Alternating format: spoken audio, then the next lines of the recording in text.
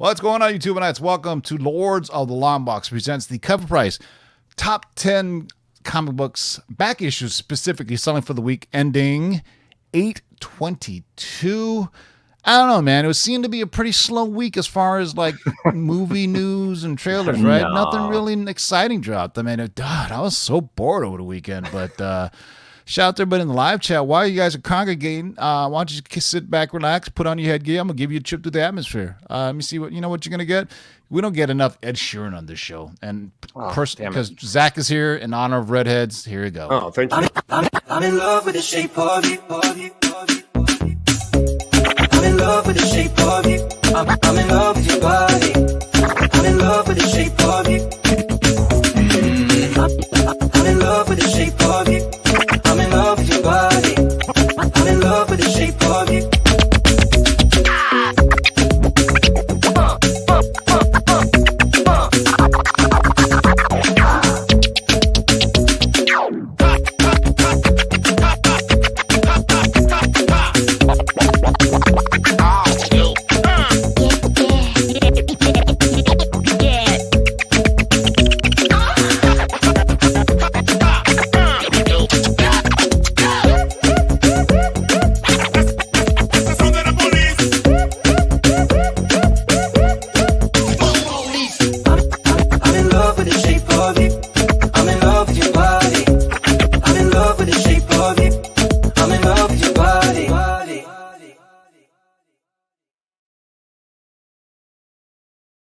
Blowing me kisses. What's going on, YouTube? And shout out to Lady Style.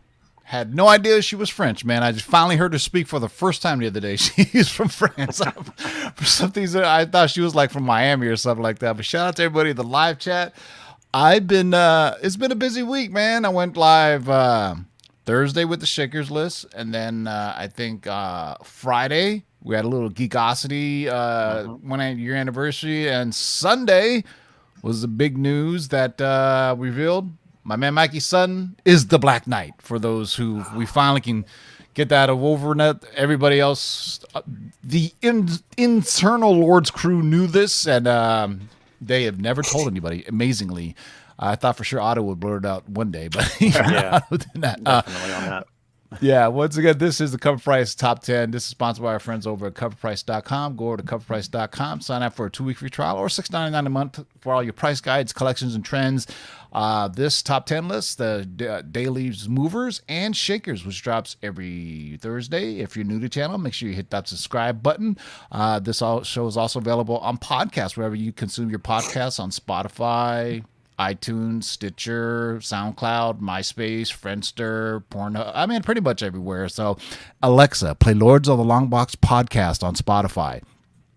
The show is also sponsored by our friends over at KSComicscom. Use discount code of LOTLB to get 50% off anything in the KS Comics store. Anything. It's all in one now, but there is a little hiccup right now. The discount code works for variants, but after the merger, the discount code broke for the new comics. I just spoke to Chris. He's working on it. It'll be up in 15 minutes. So if you're going to be buying any new books from the pool list, wait about a good 10-15 minutes and it'll be fixed for you. But while you're over there, you know what you can get? You can still get this.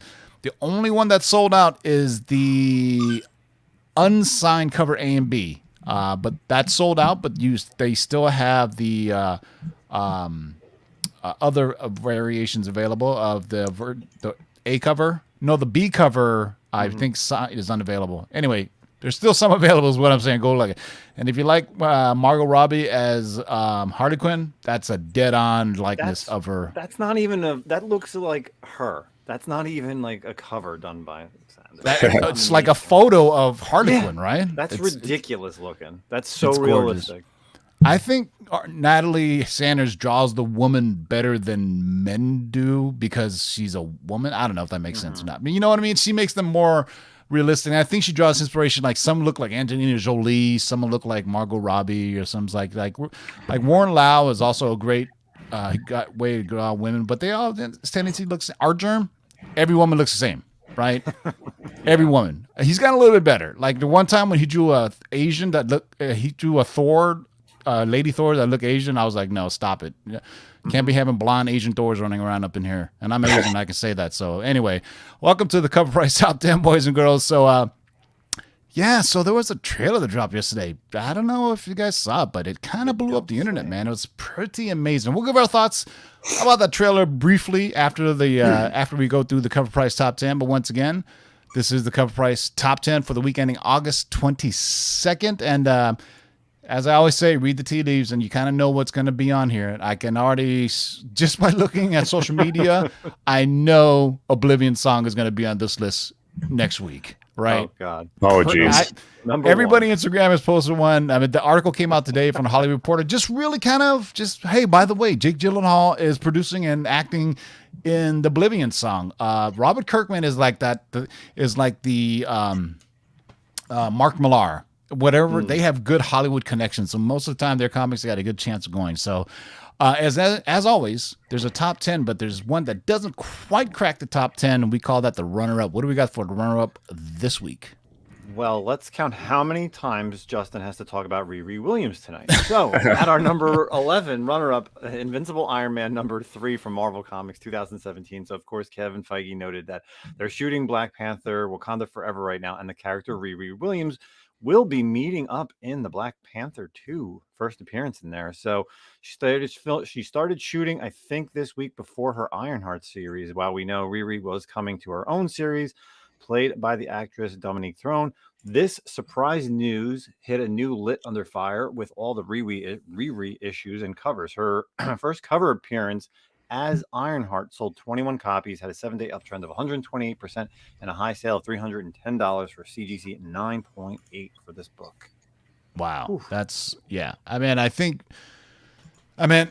we've been talking about it. We had it on long-term spec and then she got even the official announcement, I think at D23, that she was getting her own Disney Plus show. So if you have FOMO on this, you have nobody to blame but yourself. I mean, you should have saw this coming a mile away, but I guess it takes her to be in another movie for it to really move. But you know, it's good for her. We'll see where it goes, man. So Ironheart gonna be all over the place, man. So first one on the list is Invincible Iron Man, number 3, coming in at number 11. Let's get right to that top 10. What do you got, Zach? So number 10, we've got Defenders number 1, Peach Momoko. The recent issue features a new Defenders team consisting of Doctor Strange, Silver Surfer, Red Harpy, the Masked Raider, and Cloud. However, it also features the first cameo appearance of Omnimax and the first appearance of Taia, the mother of Galactus. I have no idea if I pronounced that correctly. Taia's appearance appears to be the key driver of recent sales, which sold 11 copies, had a 7-day trend of 325%, and had a high raw sale of $340. This is one of the cooler Peach Momoko variants. I mean, the Peach Momoko kind of got into that art germ category where everything kind of starts looking the same. But, you know, the Strange Academy one, I really dig of her doing magic. That one is a really dope one. And this one is kind of cool, too. It's very, and, you know, love me some Defenders. I love the old school team of Defenders of like Doctor Strange, Hulk, Namor, and then doing Silver Surfer. Arguably the most powerful team in all of comics. Come on now. So they just couldn't get their shit together ever. Well, that's why they're always called the strongest. They were a non-team team. Like, it was just like, hey, let me make some phone calls and get a team together to go fight these evil demons that are invading Earth for a second. But so number 10 on the list, Avengers number 1, the Peach Momoko Silver Surfer Black 1 in 50 variant. Man, look at that. All right, what do we have for number 9? Number 9, Justin's number 2 of Riri. So on Invincible Iron Man number 9, the second print. So again, talking about Riri, she's the big thing right now with Marvel right now. It's really clear that Riri's first appearance is in Invincible Iron Man number 7, but the market has clearly chosen number 9, where we've seen some more substantial appearance of her as well as more sales. But this tough second print is now the market leader after selling 14 copies, had a 7-day uptrend of 262% and a high sale in a raw for $650. Wow. Whoa. Wow. I have a CGC 9.8. What is that going for then? I have 9 and number 7. And I think they're actually different volumes, right? I mean, I don't even think they're the same. Yeah, I could have swore they're like a different volume. There's an Invincible Iron Man number 7. That's right. I have the Women in Power variant, I believe, the one that has Mary Jane on the cover. I mean, for a while that was the hot book, but like it's I think it's people who already have that book. They're looking for other things. So look for first cover appearance, second print. Look for first time she's called Ironheart. Look for first time she wears the armor. All that stuff is and it's just. Man, we're just in an era of hypersensitivity when it comes to any news that drops. That's why I'm full-blown expecting all kinds of weird Oblivion song books to pop up on this list next week, as well as One More Day. If you haven't watched the SpiderMan trailer, we have our own thoughts on what we think it is. Actually, we dropped it back in December, and I forgot, and I read the plot of this movie live online about anyway, go check out the video from December 12th. It was actually part of a Mobius long-term spec list, and during the show, Mikey Sutton sends me an email with the plot outlines of Spider-Man No Way Home, saying Doctor Strange was going to wipe the memory of everybody that he's Peter Parker, and then all craziness ensues, as well as Andrew Garfield and Tobey Maguire versions of Spider-Man. Go check it out. It's from December 12th, I do believe is the video. But it's been put it this way, dude. Since the pandemic, all concept of time has been lost to me. Like it could have been 4 months ago, and I think it was 2 years ago. You know what I mean? Yeah, It's been weird like that, man. But Invincible Iron Man number 9, the second print variant, coming in at number 9. Look at that, 9 for 9. What do we got for number 8? Well, I'm gonna go ahead and piss off Justin here and steal. I had to actually take a double look at the graphic because I was like, wait, it's the same damn comic, but it's not. Yeah, so I'm gonna cut him in line here, and I'm gonna go with number 8 being Invincible Iron Man number 9. This is gonna be the first print. So back-to-back number 9s is again a nice reminder as to how the market prefers this book as the first full appearance of Riri. It sold 29 copies, had a 7-day trend of 126%, had a high sale of $775 for a CGC 9.8. For comparison, Invincible Iron Man number 7 sold this week for $400 and a 9.8. So I know in the chat, a lot of people saying, the market's leaning towards 7. Well, with these stats, it kind of looks like market's leaning towards 9. And honestly, it's going to go back and forth. And you're going to see the sales jump and one will be above the other and they'll max each other out, Yeah, get both. You know what I mean? Give it room to breathe. Yeah. Yeah, get both. Get it if you want one, get the other. You know what I mean? Why not have both? You know what? Have a little variety in your life. But so the difference between this one and the previous one was like that little graphic with her head. That's about the only difference I saw, right? Yep, yeah, I think so. Color change of the Here's title. boom. That's pretty much it. Featuring Reweed Williams. There you go. Because I think when they came out with the second print, they realized, we just debuted a new character and it's pretty hot. So there's number 9. The title looked a little different. Yeah. So number 8 is Invincible Iron Man number 9. All right, what do we got for number 7? Hey, look at that. Another trailer dropped last week, so put some more fire under the butts of buyers. So Eternals number 1 from Marvel Comics 1976. So it looked so good with that trailer last week. It made the market really confident, buying tons of copies of their first appearance in this issue. It sold 29 copies, had a 7-day uptrend of 135%, and a high sale of $2,275 for CGC 9.8. Yeah, I think this book has been stagnant for a while because the first trailer left a lot of people kind of underwhelmed. But this second trailer, remember the number of memes? Where the hell were the Eternals when Thanos happened? And then it was almost like Feige was like, "Here, you want it? Here, I'm going to tell you in the damn trailer." Right? The Celestials told him, "Don't fuck around unless they're deviants." And then there's a whole new set of questions now. Is Thanos really a deviant? And I would tell you that he's not. Although he has the deviant DNA gene, technically he's a Titan, not an Eternal. Titans are descendants of Eternals, if you really want to get deep into the weeds. But I saw them. People are saying, "Well, because I believe in the trailer, she goes, we're told not to get involved in the manners of man unless the deviants were involved." And they go, "What about Thanos? He's a deviant." Well, kind of, but not sort of. The deviant DNA. But not technically a deviant as we've seen in the trailer. So, but it looked pretty dope, man. Also, a lot of comparisons to Icarus as Superman because of the lasers coming from his eyeballs. You know, Yeah. I would say, yeah. I mean, it definitely has a fourth world look to it. You know what I mean? As far as I mean, that basically the Eternals is Jack Kirby doing fourth world for Marvel is what it is. I meant, but either way, it's good to see this book finally getting some love, man. So Eternals #1 coming in at numero 7. Galactus was in the trailer too. I don't know if that was Galactus, man. There was two Celestials in it. One was look like Galactus to me. Yeah, I don't one know. was Maybe I'm Arisham, and the other one was somebody the one that was making the worlds. That was another Celestial. So I from what I've been told, there's no way they're going to introduce Galactus for the Fantastic Four. It's going to be the Fantastic Four story, right? That's got to be intertwined with the Fantastic Four trilogy. So. Number 7 on the list is Eternals #1 from 1976. Some Kirby-esque love. Here we go. What do we got for number 6? So finally, a little variety here, I guess. We got a Miles Morales Spider-Man Annual #1. This is going to be the Tony Fleecs 1 in 25.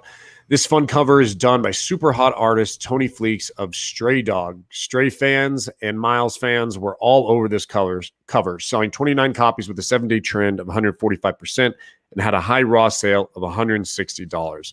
Man, but look at that. That's like a 1.5 grade right there. That's really crappy. Right? I know, right? It's really crappy cover, man. I'm surprised King of the Golden State hasn't jumped in here because he's the only one I've seen that's posted this book. And it looks cool. It has that distressed look at it. It definitely looks like it's been around for like 6 decades, this book right here. But I've never seen this, to be honest with you. I never saw it come out or anything, but King of Golden State has one. So he's probably listening right now. He's going to chime in soon enough just to rub it in on everybody. So number 6 on the list is Miles Morales Spider-Man Annual #1. Tony on Fleek, the 1 in 25 variant from just not too long ago. So what do we got? We're halfway there, boys and girls. What do we got for number 5? This is a good book. Some oldie stuff. So Marvel Superheroes. Shocking. Secret Wars #1. So, of course, the rumors of the MCU building towards Secret Wars in the future was trending last week. So much so that it sold 28 copies and had a 7-day uptrend of 154% and had a high sale of $720 for a CGC 9.8. Who broke that news, Tim? Oh, man. Jim Shooter apparently, has been telling this story for years and years now. And he just said it again, but we actually had some details about this a couple of years ago on 3 Men in the Basement. Me, Otto, and Justin actually. When the Lord's Channel was taken down, and we did our weekly show over on 3 Men in the Basement, and the word that we got was they were developing Secret Wars, and they were going to take both from Marvel Secret Wars from 1984 as well as a little bit from the Hickman Secret Wars. Kind of to mash, to mash them up. Because if you think about Marvel Superhero Secret Wars, this one is pretty small in scale compared to Hickman's, which was really, a lot of people kind of poo-pooed on it. But, Marvel mixes and matches and whatever they do to make it more palatable for the MCU. Look at the Loki series is a prime example of that, right? They took the TVA and and Loki, or excuse me, and Kang and what's his name, the last one who stands or whatever the hell, they kind of mashed them up, right? Yeah, it's not for sure. Yeah, but another, I think Black Suit Spidey is definitely should be one that should be on this list as well. In the trailer, did you see the brief glimpse of Black Suit Spidey? I've read a lot of stuff about that. So yeah, that was pretty cool, man. That was pretty cool. You know what? Whatever Marvel does, it doesn't matter. Spider-Man news is always the headliner. Just like in the DC world, I don't care if Zack Snyder, Justice League, or Aquaman, or Wonder Woman, Batman trumps everything. Like if they today, actually, right about 10, 15 minutes from now, I do believe Warner Brothers is presenting at CinemaCon, and they're expecting a Batman trailer. They don't know if it's going to drop online, but they're going to definitely show it for the attendees at CinemaCon, so you could at least see the descriptions of it. They already they showed the Matrix 4 trailer already. I was following an account that was live at CinemaCon. They said it absolutely blew their mind, the Matrix 4. They even said they showed there's a screen of Shang-Chi tomorrow for all the attendees, and they showed like a a 10-minute action sequence from the new James Bond flick, and they said it's absolutely incredible. So for all the CinemaCon viewers out there, so unfortunately, that not all of them will appear online, but just be on the lookout. Just follow Twitter accounts that are CinemaCon attendees, and typically they're allowed to tweet what they saw. But I remember the graphic I shared with everybody. They said there are security guards wandering around CinemaCon with night vision to make sure nobody has cameras, dude. I mean, that's like crazy, and I don't think anybody wants to risk filming it to lose their credentials to ever show up again. Because guarantee if you film it, they would ban you from CinemaCon for life, and they don't want to do that because they're getting some really cool stuff. So number 5 on the list, Marvel Superhero Secret Wars #1. Good old Beyonder mullet magic. All right. What do we got for number 4? So stealing another one from Justin here.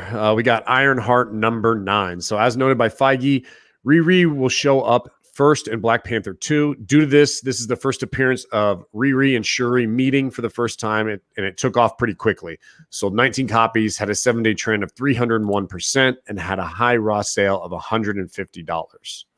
Oh, man. It's crazy, man. Dollar bin book right there. Yeah. Oh, yeah. See, I love that people are doing that now. It's not always just about the first appearance. Now, sometimes it's about the first meeting of characters or first time they appeared in somewhere, like the first meeting of Spider-Man and Doctor Strange and Amazing Spider-Man Annual #2, or the first time, unfortunately, a lot of these are even Golden Age books when it comes to DC, but a lot of them are Silver Age books when it comes to Marvel. First time the characters meet, but there's some newer ones, like when the first time Daredevil met Moon Knight, first time Daredevil met Iron Fist. A lot of those are in the Bronze Age, so I think that's the new spec. If I can't get the first appearance, why not get the first time they appear or the story that it's based on? You know what I'm saying? Like, No Way Home.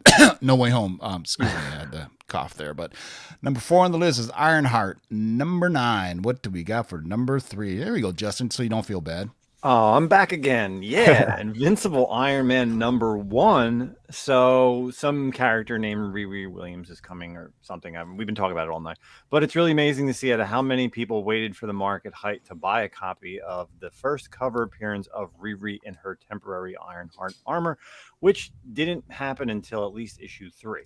But the standard cover for Invincible Iron Man had sold 49 copies last week, 7-day uptrend of 142%, and a high sale of $260 and a CGC 9.8. And I feel like this was another book that as soon as they announced it, everybody just posted every copy they had.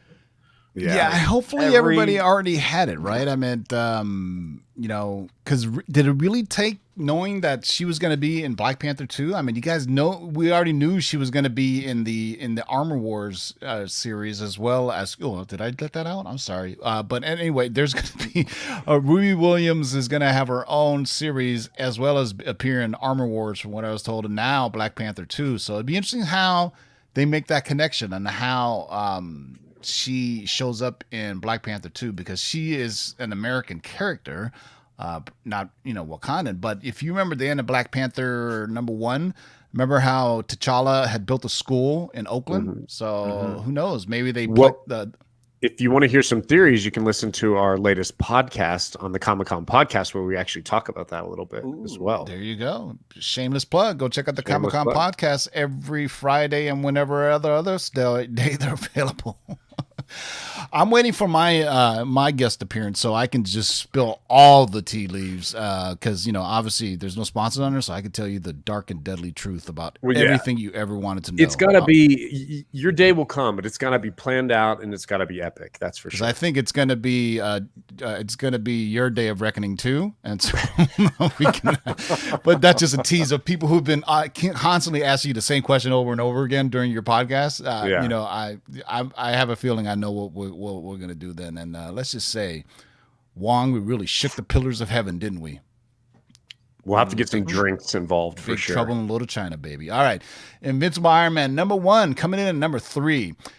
All right. So let's preface this book by saying these books show up on this list a lot. Not because they're just big sellers. It's because the only way you can buy them is in the aftermarket for the most part. But what do we have for number 2? Yeah, I'd actually really like to just skip this and move to number 1, but to be accurate, we'll keep going here. We got number 2. We've got passive aggressive number 1, the aggressive version from Bad Idea. So that was one of the dumbest sentences I feel like I've ever read in my life. Bad Idea tends to hit CovrPrice's top 10 almost every time they put out a new book. This is mostly due to fans having to turn to online sales, with the publisher being very tough to find in stores. There are 2 versions of this book, the aggressive storyline and internal variant passive storyline. Both were extremely hot. While the passive storyline sells for more, this aggressive version was a tad easier to find, with it selling 76 copies, had a 7-day trend of 117%, and had a high raw sale of $50. How many times can you say the words passive and aggressive? I know, right? One time. So is there a passive version? If there's an aggressive version, I'm aggressively sick of Bad Idea and passively want them to go away. So I mean, do you own a copy of this, Justin? I mean, I don't. I didn't even know that. I didn't even. I thought like the Bad Idea stopped and they were going to do 5 more series and they were going to spread them out. So I have no idea what's going on. They were horrible actors during whatever live shows that they did when they kept on saying, Bad Idea Comics as you know it is going away. Okay, sure, whatever you say, Dinesh. Whatever helps you sell books. But yeah, so I mean, my shop doesn't sell any. So I mean, I think you had to have a deal with their shop, or you have to buy directly from their website. Is that it? You have to pre-order the book. First of all, you had to get approved from Bad Idea. And then from there, you have to pre-order the entire series before the series comes out. So people that bought this in the shop, you have to pre-order all 4 or 5 issues of this series. And then then they can sell it to you. Sometimes they get extras, but the extras cannot be sold for more than cover price after 30 days.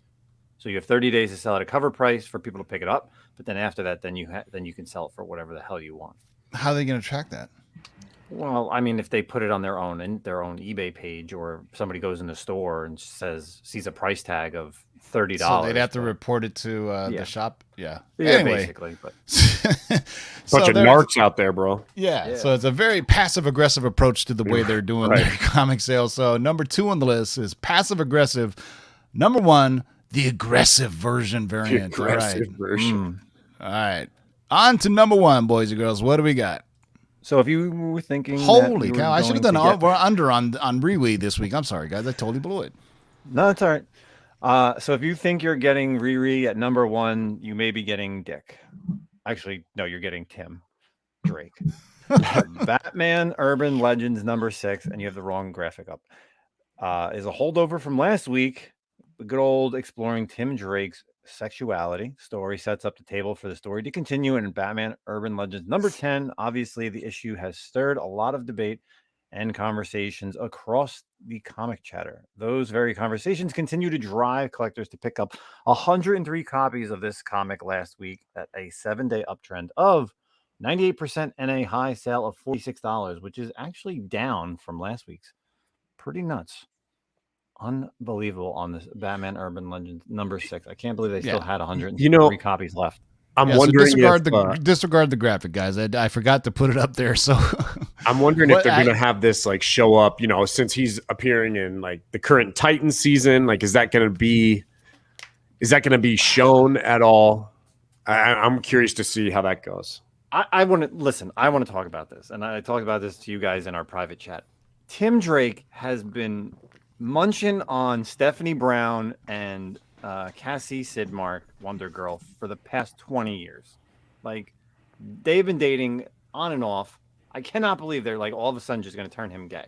Like, Is Tim Drake the Red Hood in the Titan show? No, but not gay. He's bi. I mean, he hasn't even shown up yet, has he? Has Tim Drake shown up on Titan? He was in episode 1. Yeah, episode where 1. He's the guy delivering the Chinese food and kind of gets stopped by the cops. Makes an obvious choice to just turn him into Robin. But the thing about Titans is, man, Bruce Wayne is kind of a dick. You're like, man, do not become Bruce Wayne's ward. That's all I have to say. It's like, man, he's got a list of children in his computer. It's like, it's weird. Like, he pulled up and is like, how creepy is that? He's been looking at all these young kids, like, to see who's going to come up next. But obviously he's mentally damaged, even more so. But I think they also aged him up a little bit too much for Titan. You know what I mean? Like, yeah, it's a little unbelievable. Like, don't get me wrong, I love that actor. You know, from Game of Thrones. He's great in Game of Thrones. Great in Game of Thrones. Right. It is kind of like, yo, that's an elderly ass Bruce Wayne, bro. Like that guy's gonna have some back issues in that bat suit. I would like to see how he looks in his bat suit. Like, you know, he's just like all bulging out of it. He'll never do that because it'll probably look so horrible. Do you remember when we did the Arrowverse crossover and they showed that version of Batman where he had like exoskeletal on his legs and things like that because he was so old? Like that, I can see, right? That was pretty cool. What was like Kevin Conroy? Yeah, Kevin Conroy. Kevin Conroy was super old, but he had like these I don't know, prosthetics or some type of things to make him stronger, like in the comics. So there you go. Hey, real-time news. The discount code on KSComics has just been fixed. So LOTLB works for all new comics as well as all the KSComics exclusives. So krailspoolbox.com no longer exists. It all under one umbrella. So you can get your FOC stuff, you can get your exclusives, and you can get your pull box, your weekly pull box, and you get 15% off using the discount code of LOTLB. So it's a one-stop shop for everything, man. So that's it, boys and girls. Quick, Justin, what did you think of the Spider-Man trailer? It was good. Justin, what did you think of the? Or Zach, what did you think of the Spider-Man trailer? It was pretty epic. It almost seemed like they. It was like Doctor Strange and a Spider-Man movie blended together, like the building collapsing on itself and all this other stuff. And that's just a teaser. Holy cow. So, yeah, next week, my predictions are One More Day and Oblivion Song will be on this list at least 4 times. You know, and whatever news else drops between now and Monday or Tuesday, because as I said, just, you know, hey, if it comes from the Hollywood Reporter, something along those lines, and I would say 2 years ago, something like, do you remember when Donny Cates tweeted, "I'm currently writing my script for God Country"? Yeah. Do you remember that? Whatever happened to that book? Oh my God, yeah. Well, now he's too busy working on that new Patreon shit. So is he doing Stay Stub or Pay Stub or what is it? Pay Stab? Stab? What's that? Substack? Substack, yeah. Yeah, he's on there too. Yeah. Oh, really? So apparently I meant that some of them are just doing this and then they go back. So, yeah. So, all right. Any last words, Justin? I showed you're showing some stuff there. Yeah, Hard Knocks Collectibles asked about our sweet Comic-Con podcast T-shirts, which are in the works. Right, this right here, yeah. But yeah, Where can they purchase them? They can just hit me up, and I'm trying to get a list together, so they are coming. We're going to be doing them probably in black. It's similar to what Zach's shirt looks like and mine. I have a black one. The logo. Yeah, you have a black one. So. Yeah, black one's nice. Yep. But you know what? White is good for the summertime. Right. So, that's and when you own a husky, white's good. It sucks. Yeah. Having a black shirt with a husky, bro. You don't want a dog. If you can tell you're a pet owner or a cat owner when you're wearing all black, and then you just get a lint brush, and then you'll be Zach. Any last words? No. Decent list. Obviously, we all knew it was going to be, super hot with the Riri announcement. And like Tim said, it should be no surprise. I can only imagine what next week's list is going to be like. And, these lists are fun, but I definitely prefer the ones that are sometimes not fueled by recent announcements. It's fun to see like what books organically pop. You know what I mean? Well, but you gotta come watch the Shakers list, man. You gotta come be part of the show on the Shakers list. That's when I'm always busy. Really talk about some outliers, man. I'm sure a Riri variant is going to be showing up on Thursday. I'm just disappointed Otto wasn't on here so he could get all the Riri books and butcher her name. I was very, very disappointed at that. But Otto was kind enough to join us on Sunday's Letters of the Longbox show with Mikey Sutton, because Otto is bartending on Tuesdays and Thursdays. And every time I say Otto, I always think about Otto referring to himself as a third person as well, because that's an Ottoism. But hey, thank you guys all for joining us. I just checked. We are 6 subs away from 7,000, man. So hopefully by this time Thursday, we should be at 7,000, and we're going to give you away some cool stuff. I may just give you guys money and be like, give me your PayPal account, and I'll just give you money. Yeah. You can tell you're old when that's what your idea is. You're like, ugh. I'm just going to give you a gift card to Kohl's, boy, and go and get yourself get yourself a nice pair of slacks. All right, thank you guys all for joining us. Really appreciate the support. Go check out the Comic-Con podcast. We'll be back on Thursday for the Comic Book Shaker show. Go check out the Geekosity 1 year anniversary shows that we did on Friday and Sunday. Until next time, boys and girls, keep digging in them long boxes. Peace out.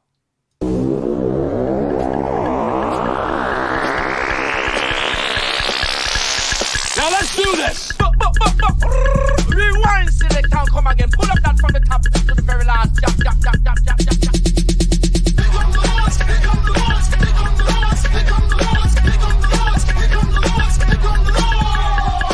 Who are you to make their lives bitter in hard bondage? In this you shall know that the Lord is update. 1, 2, 3, 4, 5, 6, do it! We're here! We're back! Get to my job! You can't get fresher than this.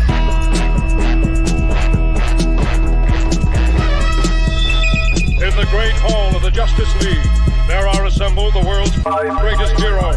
Their mission, to fight injustice, to right that which is wrong, and to serve all mankind. When it comes, I won't even notice. Oh, how so? I'll be too busy looking good. You can't understand.